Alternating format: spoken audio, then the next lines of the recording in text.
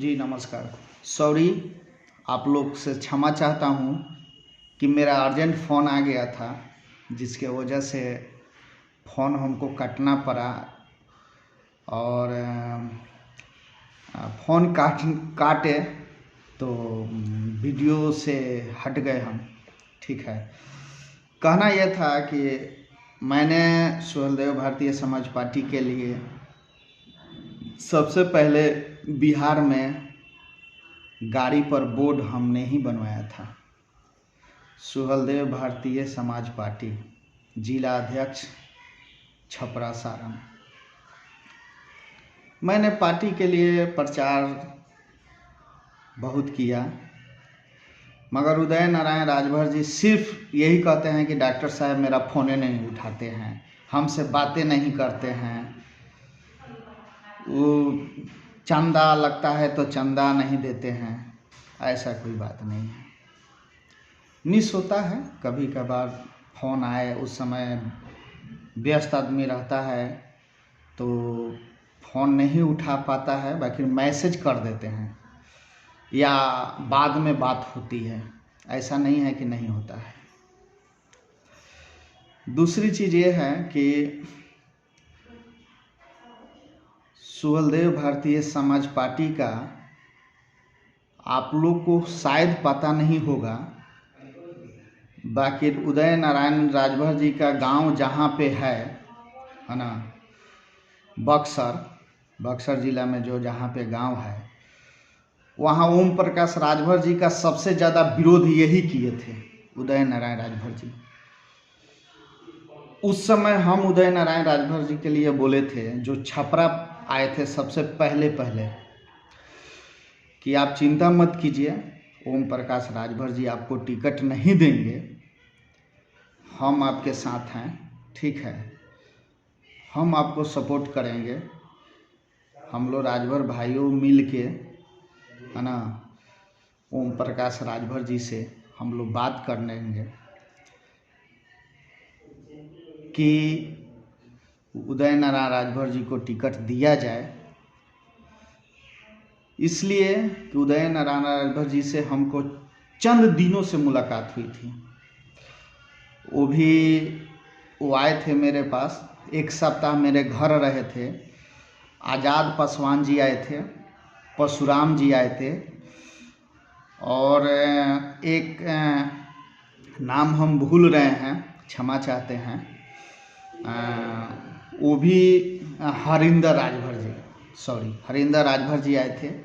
उदय नारायण जी आए थे, मेरे घर एक सप्ताह रहा था लोग, और मैं अपने छपरा ज़िला में जहाँ तहाँ उनको वो अपना गाड़ी लेकर ही आए थे, जहाँ तहाँ घूमे थे, प्रचार वरचार हुआ था, बातचीत चली थी, है ना। सुहेलदेव भारतीय समाज पार्टी में बिहार में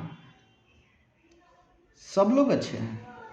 ऐसा नहीं है कि इसमें और नेता सेल्फिश हैं या सौतेला किसी से व्यवहार करते हैं, ऐसा नहीं है।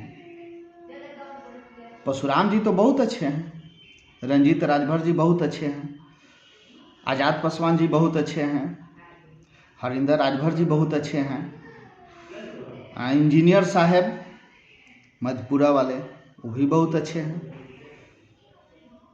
पता नहीं उदय नारायण राजभर जी को विचार हमको अच्छा नहीं लगता है। उदय नारायण राजभर जी देखिएगा, एक दिन राजभर समाज को ठगने का काम करेंगे, और मैं एक दावा से कह रहा हूँ, उदय नारायण राजभर जी राजभर को ठगेंगे। आज भी ठगते हैं, मगर किसी को बुझाता नहीं है। समझ में आएगा दोस्तों, भाइयों, समझ में आएगा। जिस राजभर भाई को मुसीबत में हम फ़ोन करके ये नहीं पूछते हैं कि आपका हाल चाल क्या है, आप कैसे हैं, किस स्थिति में हैं, किसी दिन नहीं पूछे हैं। जिस राजभर भाई को यदि आप 1 रुपया मदद नहीं कर सकते हैं, तो उसे 2000, 4000, 5000 10 रुपया 20 रुपया क्यों लेते हैं, क्यों मांगते हैं? ये तो गलत बात है ना। सिवान का एक व्यक्ति